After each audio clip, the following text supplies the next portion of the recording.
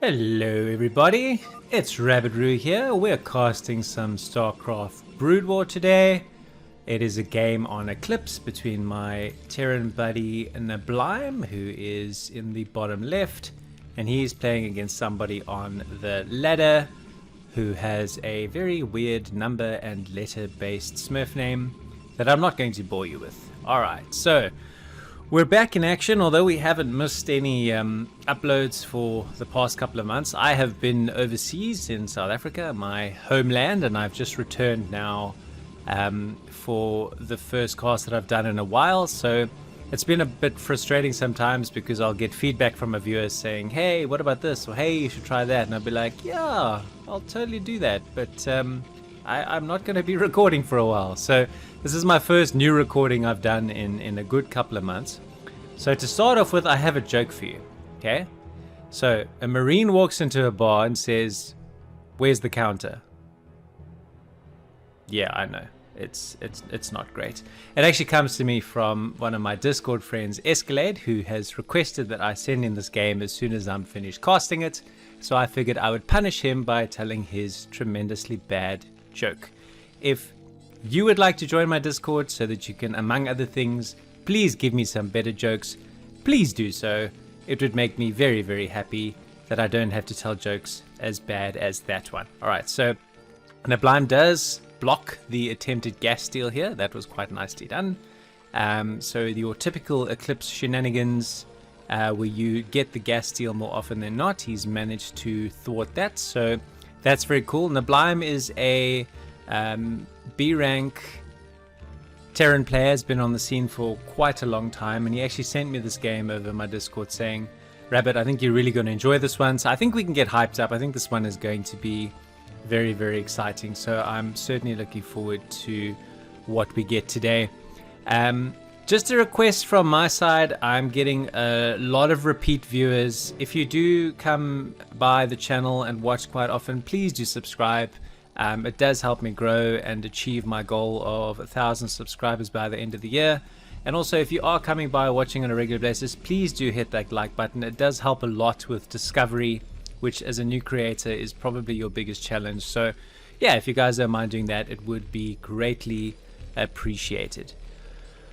Okay, so nothing too exciting happening at the moment. The SCV now of the Terran is heading our way. Bob the Zealot is going the other way, and they've sort of crossed paths and seen each other. So Neblime knows now to expect a Zealot right away. He is doing what looks like a factory expand. He's got the one SCV on gas. He's building his factory. Another depot here just to make this wall a little bit tight so that he can block the Zealots.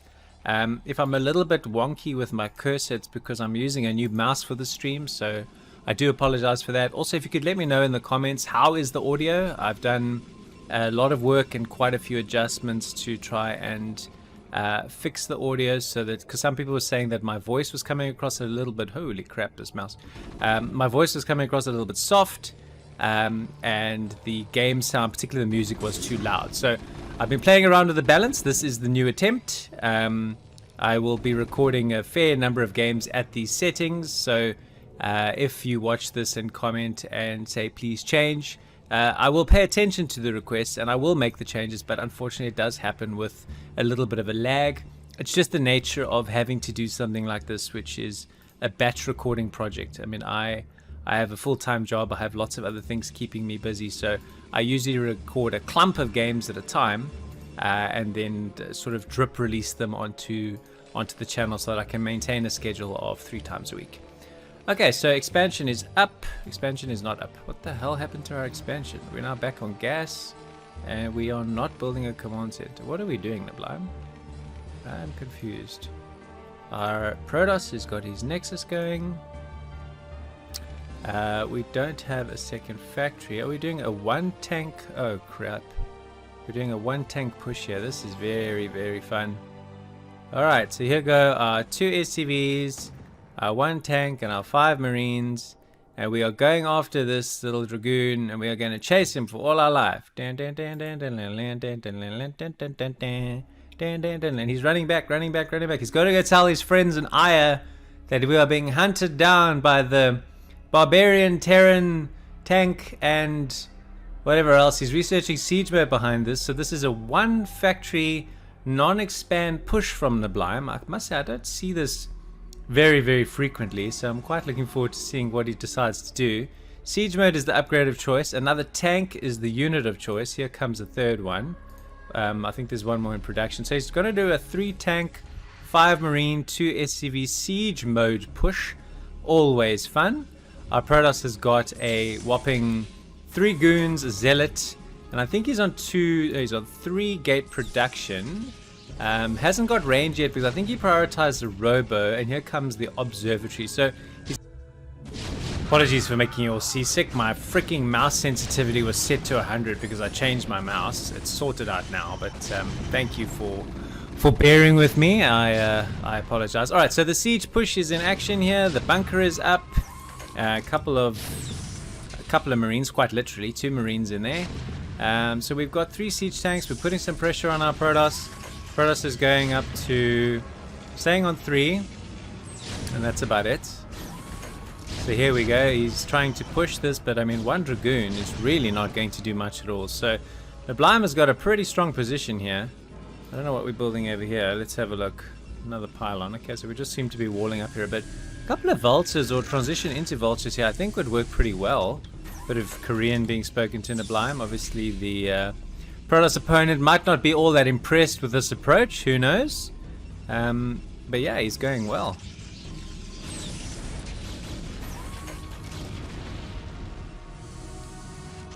This pressure though just seems absolutely relentless. Alright, so what do you do if you're Protoss here? You've got 3 gate production, you've got an observatory, you're building your workers, you're on 2 bases, as is your opponent. Neblime has expanded nicely behind this. He can get his SCV count up again. He's still doing this entire thing off of 1 factory. What? This is insane. Who needs a 2-fac when you can do a 1-fac? Now he's building an eBay here to wall off or to make it even more difficult for Protoss to get out of here. How on earth is he going to do this? There's a trick here. Ah, what's in the shuttle? Just a couple of goons. He's ferrying his goons around for a flank. Ooh, okay, this could be very interesting. Here comes the first turret, I think, which is the reason for the eBay being up here, as well as the walling. He's getting in the position now to flank this. This actually could be pretty exciting if about... How many goons does he have? And the zealots. Oh my gosh. So he's not going to come around the front. What's going to happen is he's going to approach here from the side where he's got sufficient surface area to one-shot each tank if he has 8 goons. And then if he has some zealots and what have you that he can put in, or shuttles that he can drop on it, that will really help. Look at this pathing though. These guys do not want to go down together. These want to go everywhere else.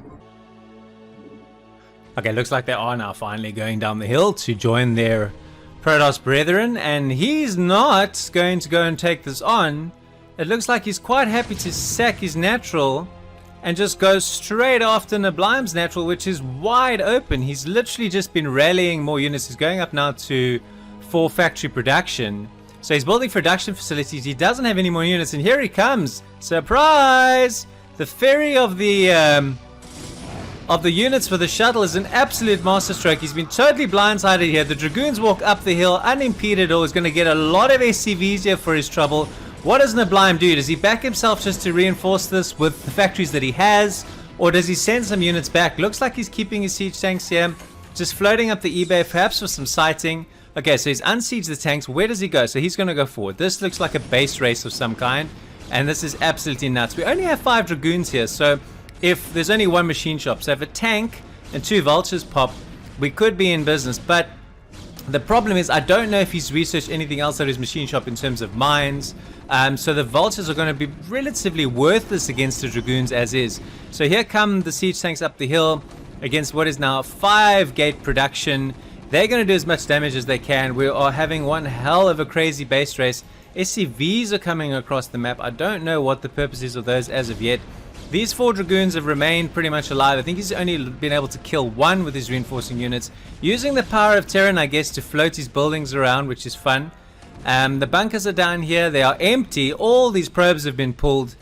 Where are they going? The probes are going. And okay, so I think Protoss here is sacking his gateways, expecting that there's absolutely nothing he's going to be able to do. Here come the SCVs, I think to probably just run repairs on the tanks if they are required. I don't think they are going to be required. The Dragoon is here. He's got money, this Protoss. He's got 1,000 minerals. So I have a theory that he's going to build a Nexus here and take a new base. And I have a theory that Neblime is going to float his command center here and take a new base. And we are quite literally going to swap. He's got a beautiful Sim City or protection of his, what would be his new inverted commas natural. And yeah, and he can float all his infrastructure down here. He's going to lose a few depots. There it is. Okay, so there is the Nexus. We have swapped. And I think pretty soon he's killing the Nexus here as well on this side to come and land the command center, which is just more than halfway across. Okay, so we weren't kidding when we said this was an interesting game. Some of the factories are being floated and some of the buildings are being floated in awkward areas, I think, to make it very, very difficult for the Protoss to actually kill Terran. So he's realized that he's not going to kill them unless he has some aerial units, which he wouldn't have the money for now. So Protoss is getting re-established, and I think Terran will soon get re-established after destroying all of the Protoss infrastructure. So yeah, an interesting game. This is why I ask you to hit the like button. I take some lovely time and effort to find and to build up a network of people that send me these weird funny games so that you can have a good chuckle and see what fun Starcraft gets played at all sorts of levels. Okay, so he's going to land his factory here. I think he's probably going to just keep it there as a safety net. He's going to land a command center here, although the shuttle has spotted that. His goons could, if he was feeling comfortable, to leave his front door open, go and pick off this command center. I don't know how much by way of mobile army our Terran still has. I just count here, he's basically got 4 tanks, and that's it. And so we have gateways, and we are starting over. We've got a cybernetics core, which he would have probably built while he still had a gateway, and now he's needing to establish his gateways again. So they've literally swapped homes. They've in opposite positions to where they spawned. The command center here is still moving along. I don't know if the shuttle followed it. He might have done. So it'll be interesting to see where he decides to finally land that command center. He's got a command center that he's landed in the natural. He has actually decided not to land it in the main. Probably he'll land the other one in the main if he does keep moving it. It seems to just be chilling there for the time being. The question we've got to ask ourselves is, where are we in this game? We've got 10 SCVs, we've got 9 probes. None of the production infrastructure from Terran has been lost. So Terran has got 3 factories, 1, 2, and 3 over here. Terran has a barracks, which would have been no use to it anyway now. And Terran has a second command center, which it is going to float. So actually Terran has got an advantage in the sense that Protoss has only got a single nexus, going up to 3 gates, getting a robo again. So we will soon have 3 gate obs tech in our Terran, in our Protoss camp once again. We're getting a shop here so we can make tanks again on the Terran side. We're not getting a shop here, and we're not producing any units yet because Neblime, the big difference that I did find with that swap is the Protoss player had a lot of money. The Protoss player spent that money on resaturating his workers, on building gateways, on rebuilding his cybernetics core, basically on getting going again. Neblime really needs to move this barracks, otherwise he's not going to be able to build more factories. He does respond in time. I think there's a position he can put it where the Dragoons actually won't be able to reach it. Perhaps with the sighting though of the shuttle, that's going to change that. Let's see. Yep, so he needs to move it again. I don't know if he can move it to a spot where they can't be spotted. This is really not... Okay, here, I don't think the Dragoons can get to it here. Okay, so the barracks is safe, and we are carrying on. Neblime is sending a vulture out just to scout and to understand and confirm that our Protoss is actually only in one place. He's sending another factory across here. So he is 2 fact production, and he's also now going to be on 2 command centers. But I think Protoss is going into a small lead here.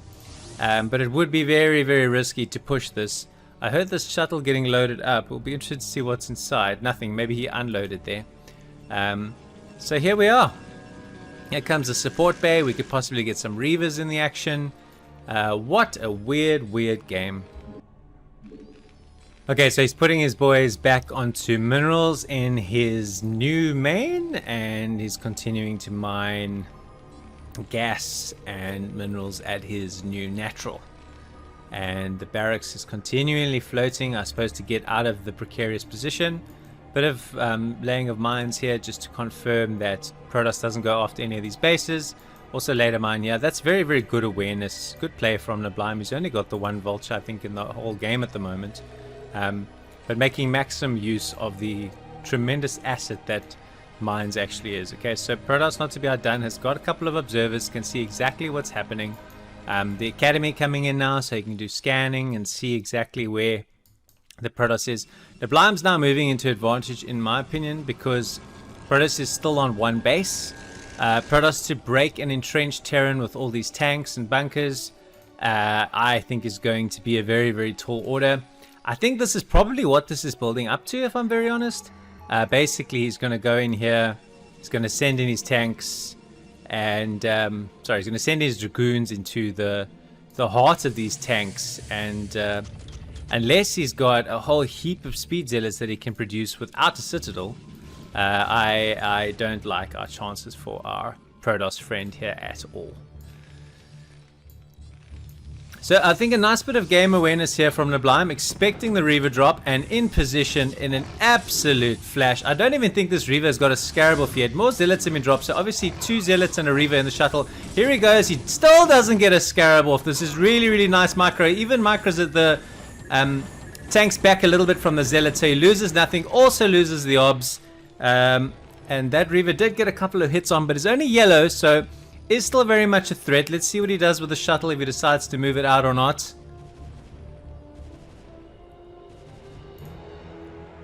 Dragoons are going after this accursed barracks once again, so that was the noise we were hearing over there.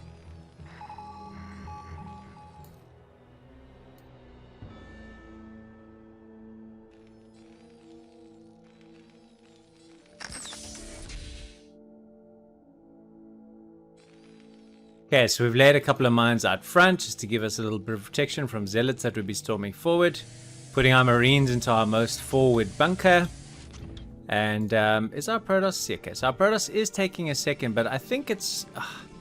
is it just too late? I mean, Neblime is constantly pumping workers from both his command centers.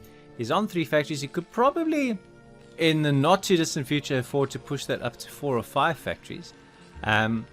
Not producing anything out of them at the moment. I think he was wanting to make some money in his budget for an armory to get his upgrades going, because that's obviously going to make his mechanical units even more powerful and harder to break. I don't think our Protoss has a forge as of yet, so any upgrade advantage that Neblime is able to create now would be significant. And there is an additional factory, as I mentioned, so he is pushing up to 4 fact production with the armory coming online. I see another Nexus. No, just the same Nexus here that's still incomplete. So we're still, for all intents and purposes, actually just a one-basing Protoss. And I think that's going to be the big difference here. I mean, he has got 27 probes mining 1 mineral patch or 1 mineral area. And that is just massively inefficient. So, his barracks burnt down. So sad. So now he's going to have to build himself a new barracks. Thankfully, he has a factory that is already under construction. Perhaps 4 factories will be enough. Time will tell. So nice and active on the map with his vultures all the time, laying more and more mines. So he's got visibility of absolutely all expansions. Oh my god, here come 3 speed shuttles. This is juicy. Let's see what happens here. I don't know if the Neblime is sensing this, but he's got so many mines in good places that I think he probably does know exactly what's happening. So here they fly in. The turret gives him a little bit of a warning. There's a Goliath here as well, but they're basically flying squarely into the home here. And they're all over the show. There's a lot of Reavers and Goons that have popped out here. This was actually a very, very aggressive and very, very well executed drop. The Neblime's positions of units are nicely in position, including 2 tanks in siege mode. I don't know how well he's targeting down the Reavers. The Reaver seems to be being attacked by an SCV, so he's having a good day. The Reavers are target firing, but I don't know how much damage they've done. This armory is beautifully on fire. He could get an SCV to repair this probably in time. So there's 3 SCVs, 3 shuttles in, but it looks like we're going to also have 3 shuttles out. Okay, so they all escape. I don't know what they have in them. Probably nothing. That was a little bit of a tail between their legs. The more StarCraft I cast, the more I realized that while drop play can be very, very effective and can be very, very tricky. So that Reaver survived. Damn it, come here. Come here! I can't click on this damn thing. There we go. Okay, so one Reaver survives out of all of that. So he's reloading, he's going to go again. So, as I was saying, from the point of view of drop play, it can be very, very effective, but the reality is it is very, very expensive. He has invested so much money into these shuttles and these drops. Neblime, now feeling that he actually has this game, is moving in for the kill. This is definitely not going to hold it. Does he have anything behind to fight this drop? He has a tank and he has very little at home.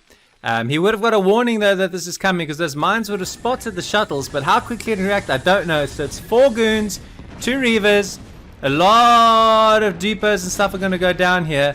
I don't know how or if Neblime is actually going to react, or if he's just going to forge ahead with his attack as he is. I'm going to have a look now on the other side to see how far this attack is going. So he's smashing everything there. He's going to knock down this natural without too much of a problem. The challenge for Protoss is that Terran can float their buildings, which looks like that's what they're going to start doing. We're doing another swap. Is this swap 2? No, it cannot be, but up they go. And in he goes again. He's going to wreck the probes here and probably take down this natural, moving in some units into the main of the Protoss, counting that it's only 4 gateways. If he's killed all these ground units, he's only got 4 gateways and is about to mine out of his main. He is miles ahead. He does fly back some Reavers from the attack on his base to try and defend here.